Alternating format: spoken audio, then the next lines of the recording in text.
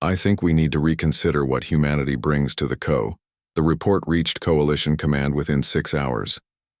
Dr. Wellness submitted his findings with careful documentation, expecting some mild interest and perhaps a request for follow-up studies. What he got instead was an immediate summons to a classified meeting, Captain. Threll stood in the conference room alongside a Vrelian military strategist named Commander Rex. The commander was larger than the captain, with darker scales and scars that told stories of combat experience. His orange eyes studied Dr. Wellness with sharp intelligence. "Your report on human biology," Commander Rex said without preamble. "Is it accurate?" "Every word," Dr. Wellness replied. "I verified the data multiple times. Quirinth confirmed my findings. Human physiology is unlike anything we have documented in coalition species." Commander Rex pulled up the toxicology results on the main screen. Their blood is combustible. Their organs process industrial toxins as a normal function. They consume poisons for recreation. He turned to face the doctor. "And you are certain this is normal for them? Not some genetic anomaly or mutation? It is baseline human biology," Dr. Wellness confirmed. "All healthy humans share these traits to varying degrees. Some have higher tolerance than others, but the fundamental capabilities are universal to their species." The commander nodded slowly. "Then we need to run tests. Real tests.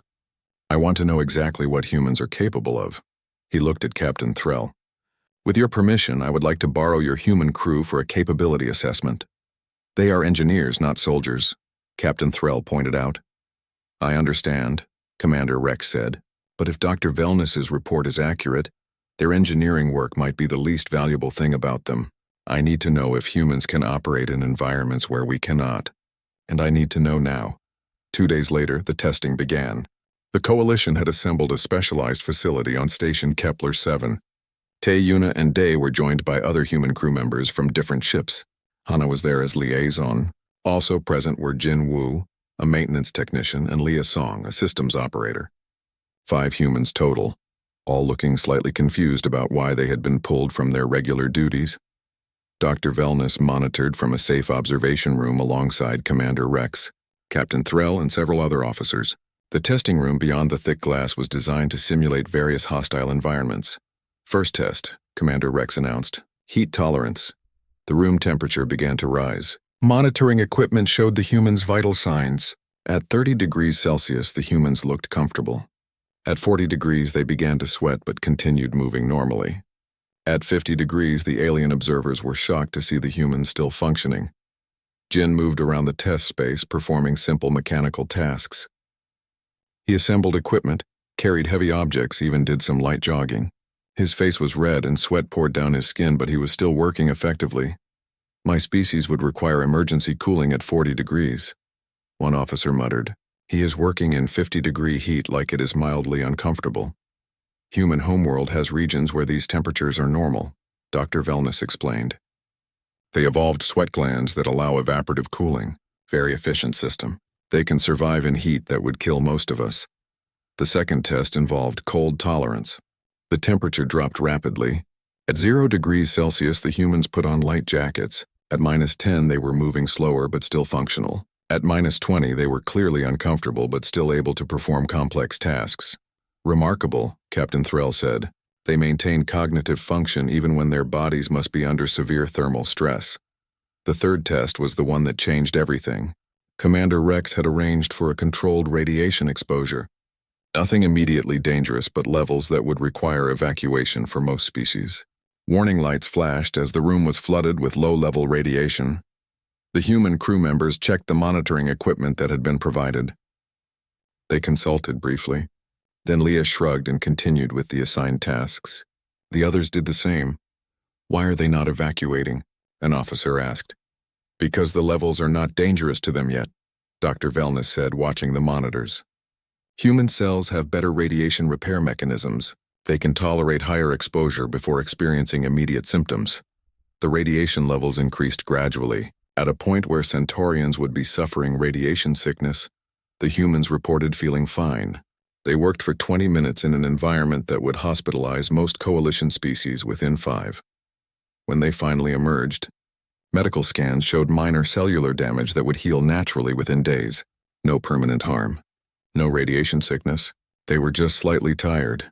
They worked in an environment that should have killed them, Commander Rex said quietly, and they barely noticed. The fourth test was the most revealing. A sealed room was filled with a mixture of gases that simulated the atmosphere of a failed life support system. High carbon dioxide, low oxygen, traces of toxic industrial compounds. Most species would be unconscious within seconds. The humans entered the room wearing basic breathing masks. Not full environmental suits, just simple filters. The monitoring equipment showed them breathing heavily, moving carefully. The gas mixture would cause severe damage to Vrelian lungs. It would kill a Centaurian in under a minute. The humans worked for 15 minutes. They assembled equipment, followed complex instructions, communicated clearly with each other.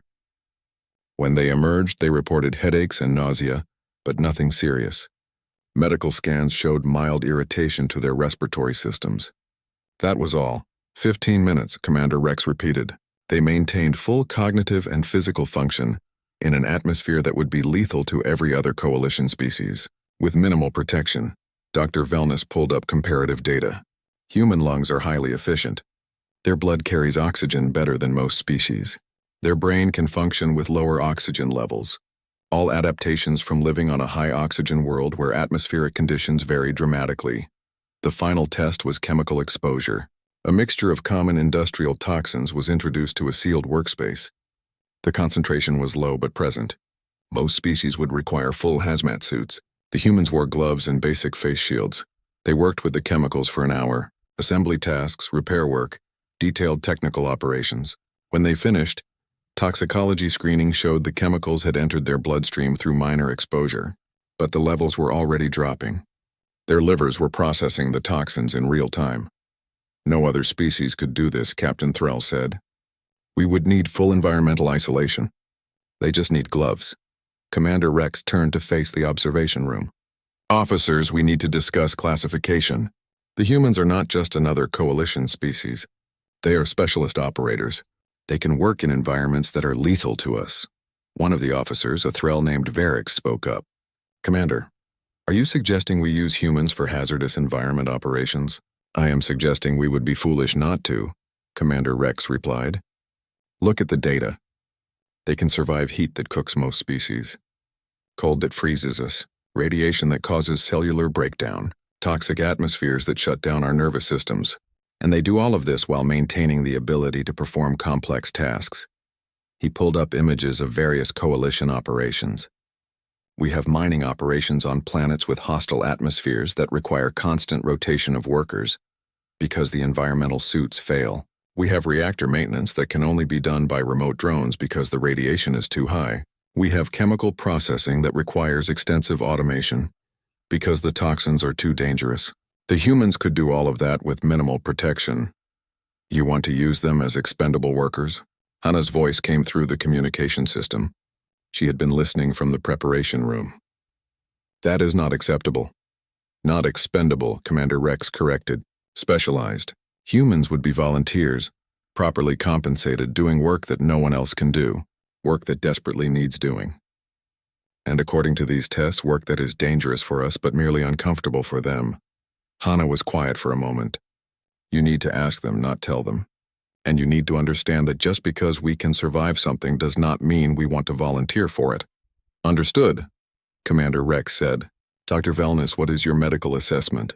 Can humans safely perform these kinds of operations? Dr. Velness reviewed the data. The tests show humans can survive and function in extreme environments, but survive and thrive are different things. They were uncomfortable. They experienced stress. Repeated exposure could cause long-term damage even if immediate damage is minimal. He paused. However, compared to any other species, they are far more capable. If someone must work in these environments, humans are the logical choice. Commander Rex nodded. Then we make the offer. No pressure, no demands. But we let them know what they can do and ask if they are willing. He looked at the screen showing the 5 humans in the recovery room. They were drinking water, eating snacks, chatting casually about the tests. They might surprise us. In the recovery room, Tay looked at his friends.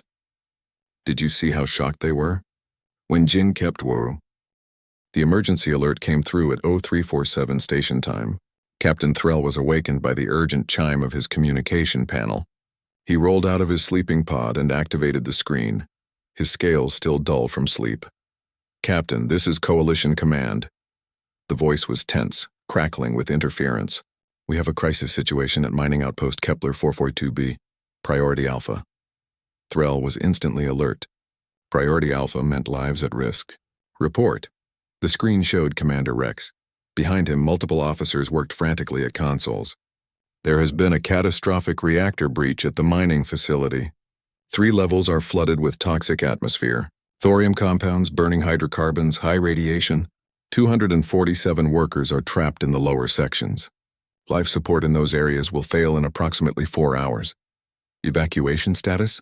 Impossible," Rex said flatly. "The atmosphere is combustible. Any rescue operation using standard equipment risks triggering an explosion. Environmental suits cannot handle the toxin concentration. We have already lost 3 rescue drones to atmospheric corrosion. The rescue team is estimating less than 3% success probability for any extraction operation." Threll felt his scales tighten. 247 lives. Workers from 6 different species. Miners, technicians, support staff, all trapped in a poisonous hell. "What are our options?" "Limited," Rex admitted. "We are evacuating the upper levels. We are trying to vent the toxic atmosphere, but it is not working fast enough. The workers in the contaminated zone have maybe 6 hours of air in their emergency suits, but the suits cannot protect them from the toxins if we try to move them through the contaminated areas. If we wait for proper equipment, they will be dead before it arrives." Threll understood immediately. No options meant people died. It was the calculus of disaster response. Sometimes you could not save everyone. Sometimes you could not save anyone. "Casualty projections? Total loss of all trapped personnel unless we find a solution in the next 3 hours, Rex said. His voice was hard, controlled, but Threll could hear the anger underneath. Anger at the situation, at the helplessness. Then a new voice spoke up. "Commander, I might have a solution." The screen shifted. Dr. Velness appeared, looking exhausted. "The humans. Based on our testing, they could survive in that environment long enough to reach the trapped workers." "Absolutely not," Threll said immediately. "You want to send humans into an atmosphere that is literally combustible? That would kill them." "It might," Dr. Velness admitted, "but any other species would die within seconds. The humans might last 10 minutes, maybe 15. That could be enough time to reach the survivors and guide them to safety." 10 minutes, Threll repeated. "You want to risk human lives on 10 minutes. A new window opened on the screen. Tay appeared, already wearing his engineering uniform. Behind him stood Yuna, Day, Jin, and Leah. Hana was there too, along with several other humans from various ships. "Captain, we heard the situation. We volunteer." "You do not even know what you are volunteering for," Threll said. "Toxic atmosphere rescue," Tay said calmly. "Combustible environment, high radiation, thorium compounds. 247 trapped workers. You need someone who can survive long enough to reach them. That is us." "How did you—" Threll started. "We have been monitoring emergency channels," Hana interrupted. "When we heard the alert, we figured this was exactly the kind of situation where human biology would be useful." "We are right, are we not?" Commander Rex leaned into view. "The humans are correct. This is a situation where their unique capabilities could make the difference between total loss and successful rescue. But it is extremely dangerous. The atmosphere will damage your respiratory systems. The toxins will enter your bloodstream. The radiation exposure will be significant. You might die. Or we might save 247 people," Yuna said quietly. "That seems like a fair trade for the risk." Threll looked at the humans on his screen. They were not soldiers. They were engineers, technicians, regular crew members who had joined the coalition to explore space and work on interesting problems. But they were volunteering to walk into an environment that would kill anyone else. "Why? Why would you do this?" Day smiled slightly. "Because no one else can, Captain. And because those workers have families waiting for them. We have seen what space mining does to communities. Those 247 people are not just numbers. They are somebody's parents, children, friends. If we can get them out, we have to try." "We could lose you," Threll said. "All of you." "That is true for any rescue operation," Jin pointed out. "But humans have been doing dangerous rescues for thousands of years. Firefighters run into burning buildings. Lifeguards swim into dangerous waters. Medics go into combat zones. We save people. It is what we do." Threll looked at Commander Rex. The commander nodded slowly. It is their decision, Captain. If they volunteer, I will authorize the operation. How long to reach the mining outpost? Threll asked. The Harmony's light is closest, Rex said. You can be there in 90 minutes at maximum speed.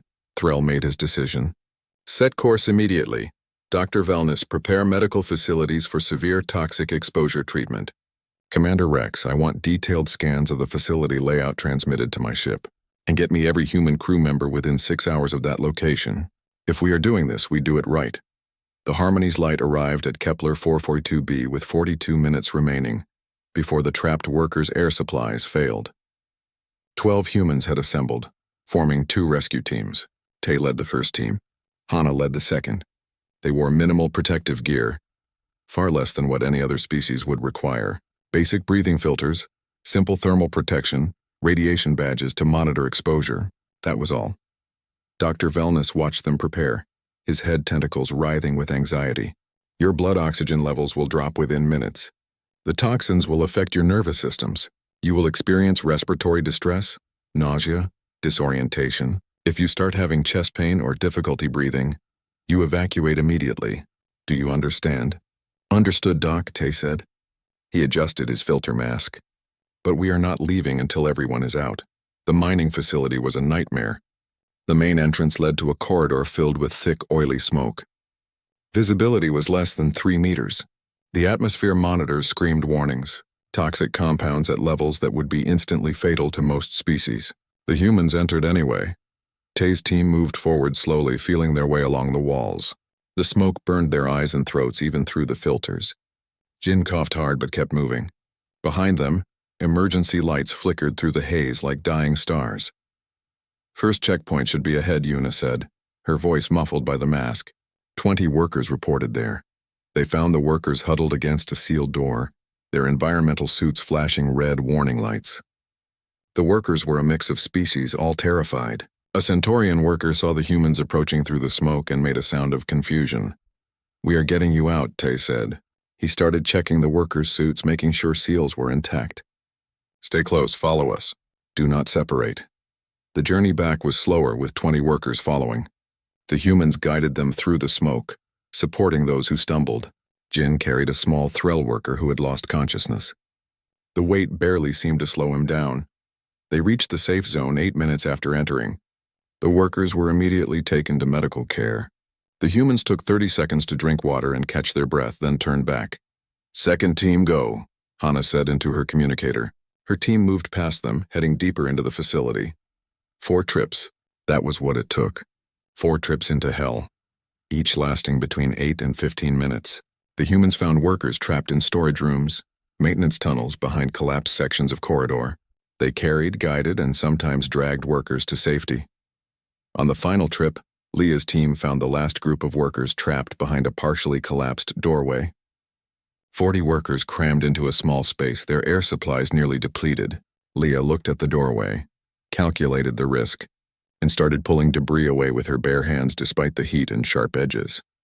I can get through, said a young human named Kai. He was small, agile. He squeezed through the gap in the debris and started helping workers through one at a time. It took precious minutes. The atmosphere was getting worse, not better. Smoke filled their lungs. Toxins seeped through their minimal protection. Kai got the last worker through and was climbing back when he stumbled. Leah grabbed him, steadying him. His eyes were unfocused. Feel weird, he muttered. Toxic exposure, Leah said. We are leaving. Now. They made it to the safe zone with 17 minutes total exposure time. Kai collapsed the moment they crossed the threshold. Dr. Wellness and his medical team swarmed over the humans, scanning them, treating them, shouting orders. All 12 humans were suffering from severe toxic exposure. Their respiratory systems were damaged.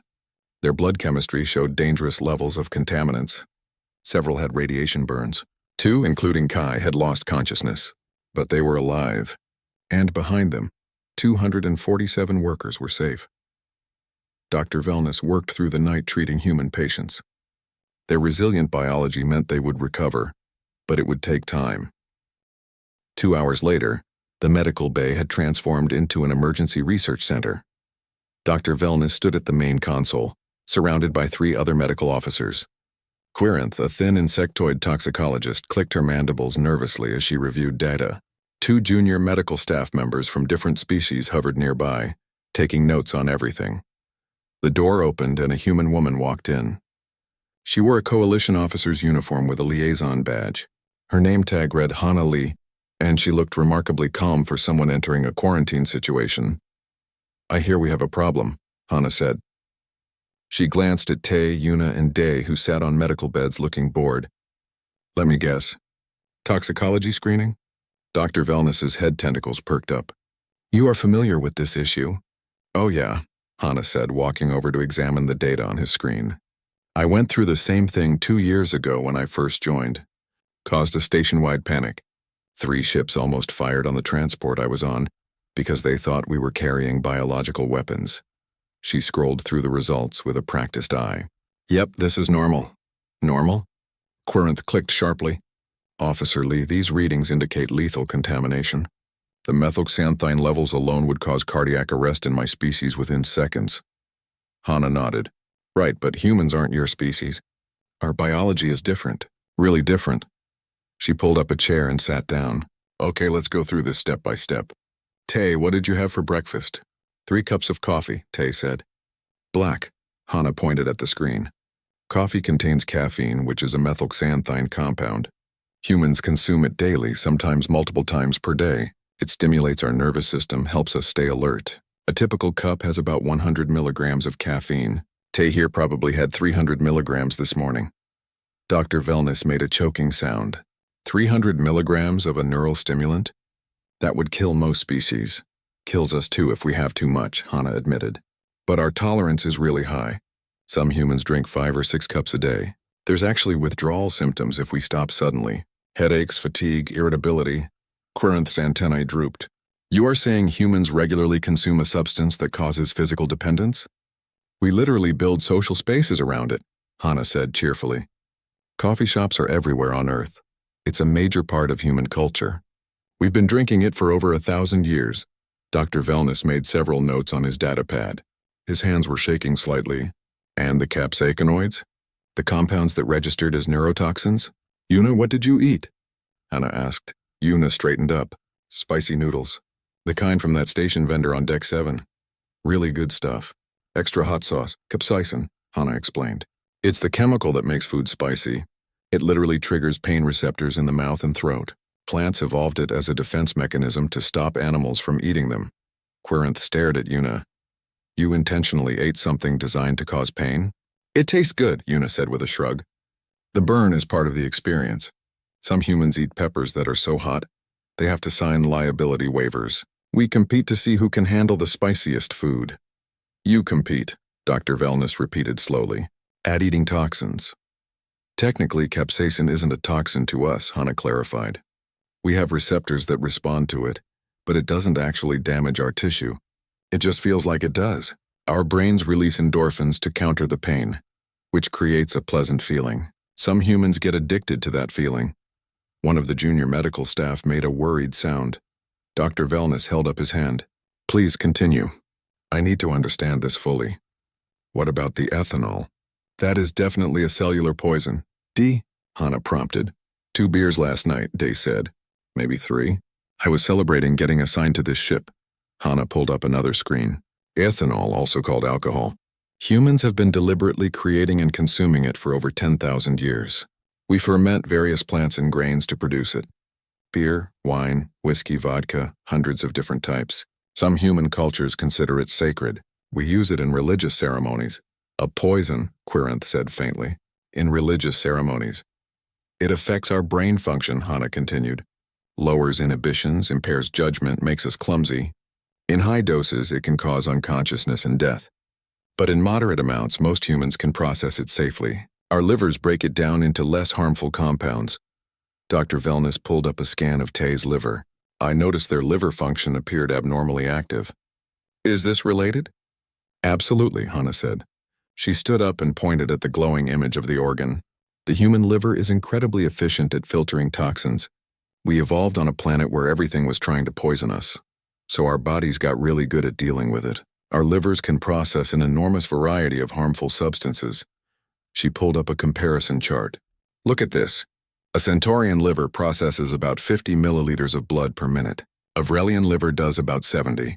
A human liver? Over 1,000 milliliters per minute. We filter toxins at a rate that would require an industrial-grade chemical processor for most species. The room fell silent. Quirynth clicked her mandibles in what might have been disbelief. Your organ function operates at emergency overdrive levels constantly? That's just normal for us, Hannah said. And it's not just the liver. Our kidneys are also really powerful. Our digestive system can handle an incredible range of foods, including ones that are mildly toxic. Our immune system is aggressive to the point of being dangerous sometimes. We literally evolved to survive on a death world. Dr. Wellness sat down. Death world? I have heard this term in the preliminary human files. Earth is classified as a Class 7 hazard planet. It's pretty rough, Hannah admitted. Extreme temperature variations, dangerous weather patterns, thousands of poisonous plants and animals, high bacterial and viral mutation rates, constant environmental challenges. Humans didn't just survive there. We thrived. We spread to every corner of the planet, even the most hostile areas. She walked over to a console and pulled up images of Earth. We live in deserts where temperatures exceed 50 degrees Celsius. We live in frozen regions where it drops to -40. We live on mountains where the air is so thin most species would suffocate. We even live in places with active volcanoes and regular earthquakes. And you developed dietary habits that reflect this, Dr. Wellness said slowly, understanding dawning. You consume toxins recreationally because your bodies are built to handle them. More than that, Hannah said. We seek them out. Coffee gives us energy. Alcohol helps us relax and socialize. Spicy food is exciting. Sweet food gives us pleasure. We've built entire industries around producing and distributing these substances. Some of them are worth billions of credits in the human economy. Quirynth brought up another screen. Officer Lee, I am seeing references to human medicine in the database. Acetaminophen, ibuprofen. These are also flagged as toxins. Pain relievers, Hannah confirmed. We take them for headaches, muscle aches, minor pain. They're available without prescription on Earth. Most human homes have them in the bathroom cabinet. You keep cellular toxins in your homes, Dr. Wellness said, for convenience. When you put it that way, it sounds bad, Hannah said with a small smile. But yeah, basically.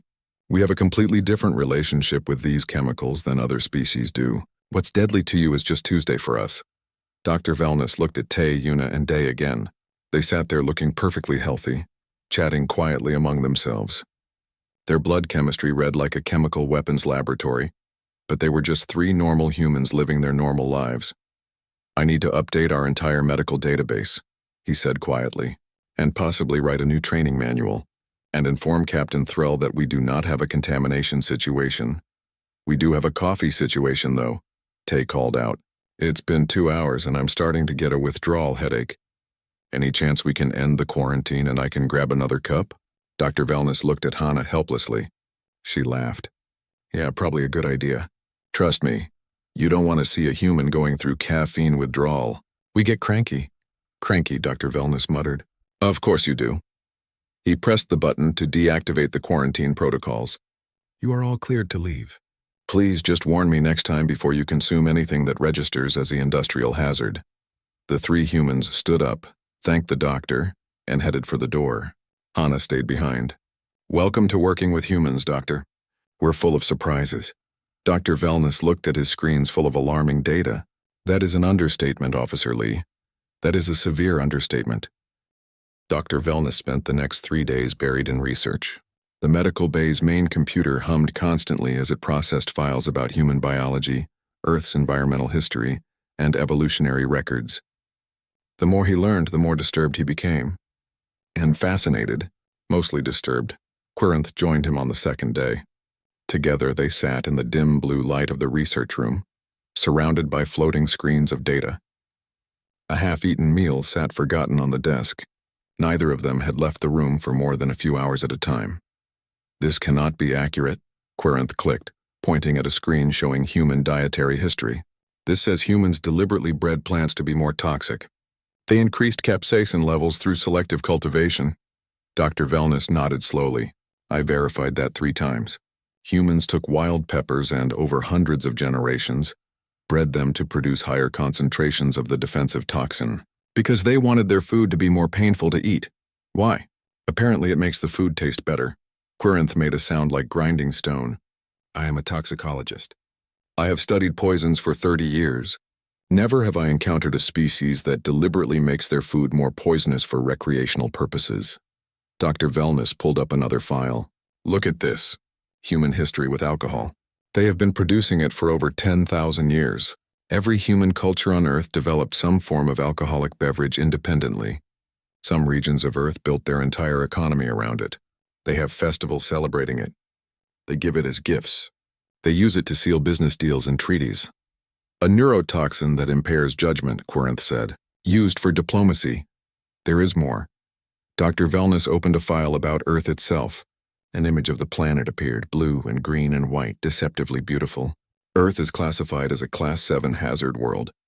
Do you know what that means? Class 7 is the highest danger rating, Quirynth replied. Reserved for planets with extreme environmental hostility. Most coalition species cannot survive on Class 7 worlds without extensive technological support. Humans evolved there naturally, Dr. Wellness said. He pulled up a chart showing Earth's environmental variations. The temperature can vary by over 100 degrees Celsius depending on location and season. The atmosphere contains high levels of oxygen, which is corrosive to most species. The gravity is heavy. The sun exposure causes cellular damage. There are regular natural disasters including earthquakes, volcanoes, hurricanes, tornadoes, floods, and droughts. Quirynth examined the data. The biodiversity is extreme. Millions of species. Many of them deadly, Dr. Wellness added. He brought up images of earth creatures. Venomous snakes. Poisonous frogs. Plants that cause severe allergic reactions or death if consumed. Bacteria and viruses that mutate rapidly. Parasites that burrow into tissue. Predators with teeth and claws. Earth is actively trying to kill everything on it. And humans survived this. Quirynth clicked softly. Not just survived. Dominated. Dr. Wellness showed her a map of human expansion. Humans spread to every continent on their planet. Every climate zone. They live in the frozen poles, the burning deserts, the dense jungles, the high mountains. Even on small islands in the middle of vast oceans. They adapted to all of it. He pulled up genetic data. Look at their evolutionary history. Humans developed an incredibly aggressive immune system. They have multiple redundant organs. Their pain tolerance is extraordinary compared to most species. Their healing ability is remarkable. A human can lose significant amounts of blood and survive.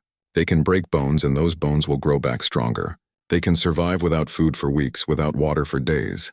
Biological redundancy, Quirynth observed. Built for survival. Exactly. Dr. Wellness opened another file. And their diet. Humans are omnivores. They can eat almost anything organic. Plants, animals, fungi, even some things that are technically decomposing. Their digestive system is incredibly robust. The acid in their stomach is strong enough to dissolve metal. Quirynth clicked in surprise. Metal-dissolving acid. In their bodies, constantly. They produce it naturally, Dr. Wellness confirmed. It helps them break down the incredible variety of foods they consume.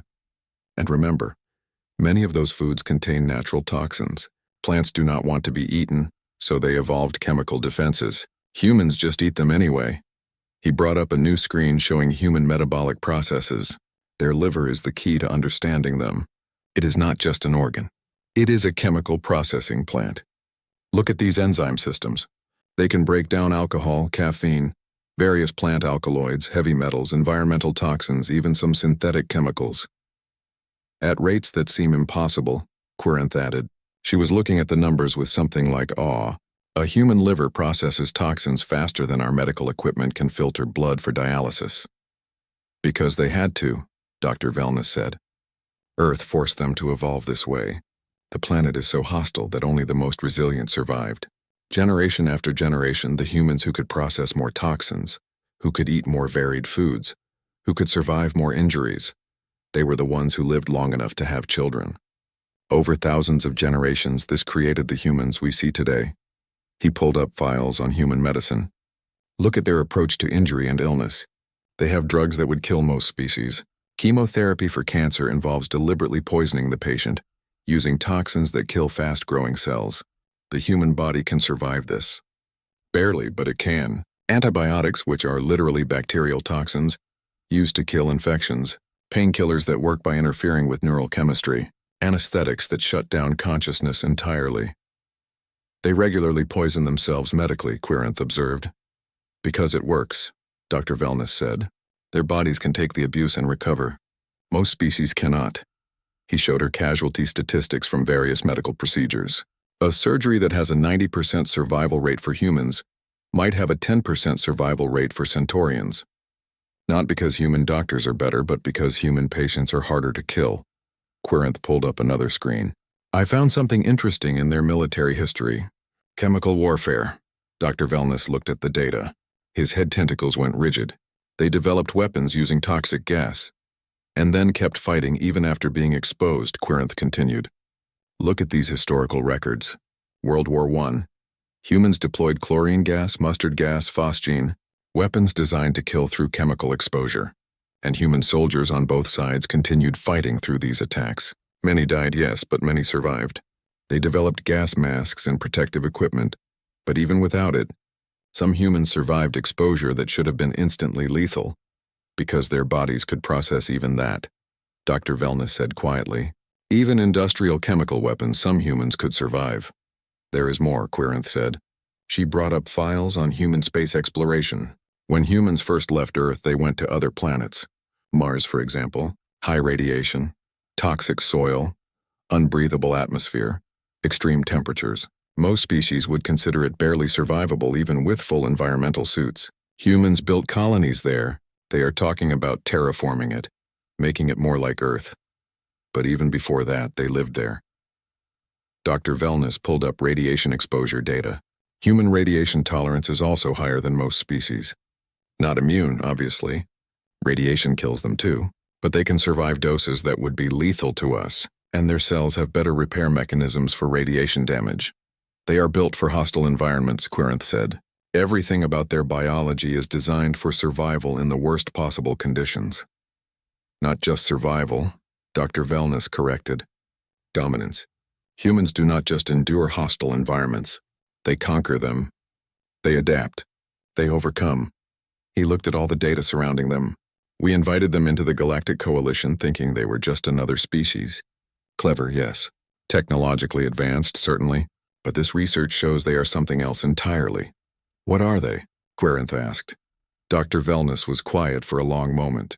They are what happens when a planet tries to kill a species for millions of years and fails. They are survivors refined by endless pressure into something that simply will not die easily. He pulled up the toxicology results from Tai, Yuna, and Day again. The screens still showed dangerous levels of multiple compounds. Their blood is borderline flammable because they evolved to drink fire and eat poison. This is not a flaw in their design. This is a feature, Quirinth clicked thoughtfully.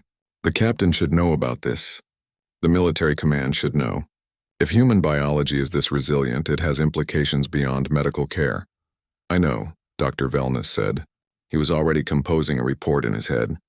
If humans can survive in environments that kill us, if they can process toxins that would be weaponized against other species, if their bodies can take damage and keep functioning, he trailed off.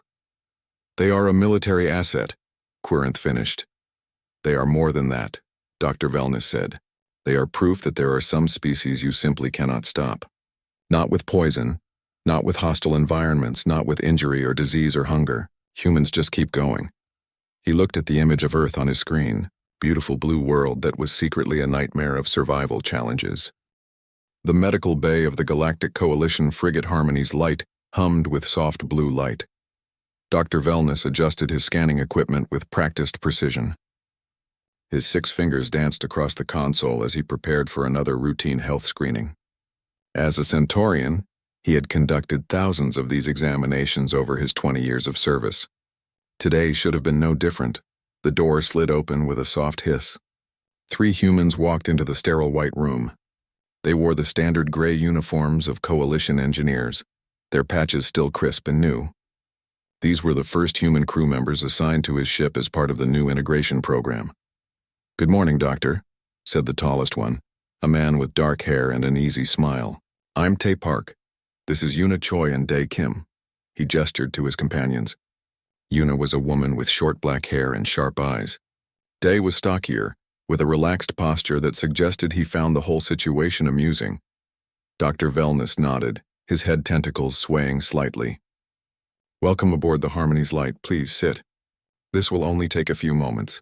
Standard toxicology screening for all new crew members." He pointed to 3 medical chairs that adjusted automatically as each human sat down.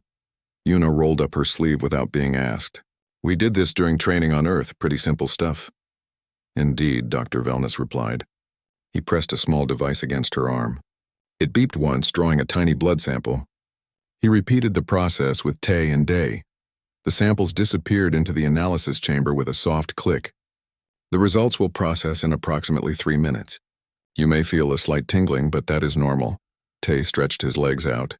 "So, Doc, how long have you been with the Coalition?" 20 standard years, Dr. Wellness said, watching the processing screen. "I have examined over 40 different species in that time. Humans will be my 41st. He smiled, or what passed for a smile among Centaurians. "I must admit your species has a fascinating medical profile. Very resilient." "We try," Day said with a grin. The console beeped. Dr. Wellness turned to look at the screen. His smile vanished. The display flashed red, then orange, then red again. Alarm symbols filled half the screen. He blinked all 4 of his eyes in rapid succession, a Centaurian gesture of confusion. "That cannot be correct," he muttered. His fingers flew across the console, calling up the detailed analysis. The results made no sense.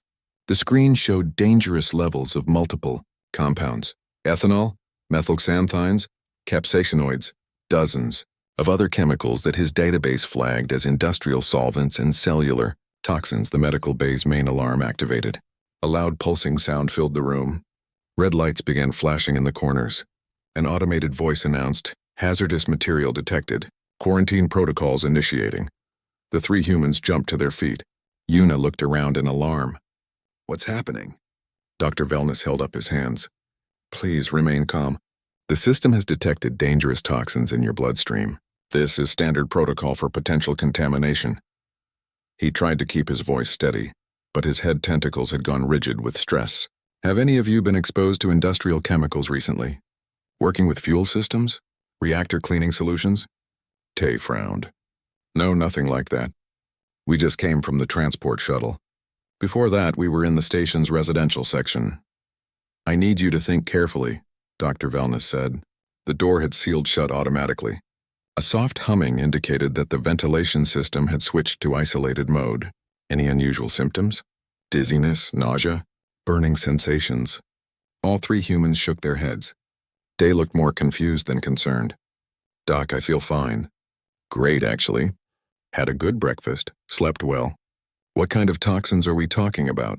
Dr. Wellness pulled up the detailed readout on the main screen. "According to this analysis, your blood contains compounds that are lethal to most known species. The levels are extremely high. You should be experiencing severe organ failure." He ran another scan, this time focusing on their liver function. The results appeared. His head tentacles drooped in disbelief. The communication panel chimed. Captain Threll's face appeared on the screen. The captain was a Vrelian, with gray-scaled skin and orange eyes that looked angry even when he was calm. Dr. Wellness explained this alarm. "My bridge crew is reporting a quarantine situation in your medical bay. Captain, I have 3 humans here with critically dangerous toxicology results. Their blood chemistry is showing compounds that register as hazardous materials. I am running additional tests now, but I recommend keeping them isolated until we determine the source of contamination." Captain Threll's eyes narrowed. "Contamination? From what source?" "Unknown, sir. They report no exposure to industrial chemicals or radiation, no symptoms of poisoning. But the data is clear." Dr. Wellness gestured at his screen. "Their blood is registering as borderline flammable." There was a long silence. Yuna crossed her arms. "Excuse me, but flammable? Our blood? The methylxanthine levels alone would kill a Centaurian within minutes," Dr. Wellness explained. "The ethanol content would cause immediate organ shutdown in a Vrelian. And these capsaicinoid compounds are neurotoxins, defense mechanisms that plants evolved specifically to prevent consumption. You should not be standing here talking to me. You should be dying." Tay and Day exchanged glances. Then, to Dr. Wellness's complete confusion, they started laughing. Una covered her mouth, trying to suppress a smile. "Doc," Tay said, still chuckling, "I think there might be a misunderstanding about human biology." "This is not amusing," Dr. Wellness said stiffly. "The toxin levels in your bloodstream could be used as weapon-grade chemical agents against most coalition species." Tay raised his hand like a student in class. "Quick question. When was the last time you ate or drank something, Tay?" Tay thought for a moment. "I had 3 cups of coffee this morning. Black, no sugar. And Una? Spicy noodles for lunch. Extra hot sauce." "Right," Tay said, nodding. "And I had 2 beers last night before bed." He looked at Dr. Wellness. "Doc, I think your scanner is working just fine. Those chemicals you're detecting? That's just what we ate and drank.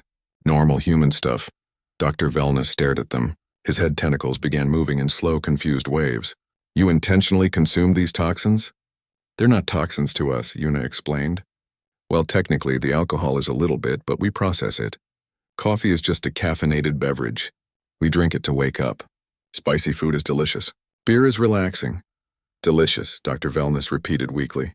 "You find neurotoxins delicious." "The spicy part, yeah," Una said. "It's a flavor thing." Dr. Wellness sat down heavily in his chair.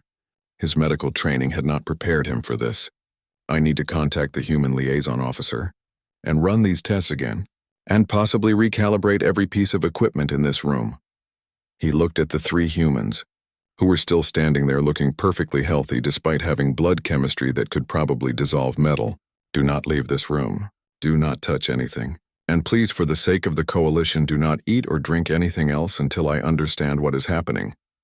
Captain Threll's voice came through the speaker. "Dr. Wellness, status report."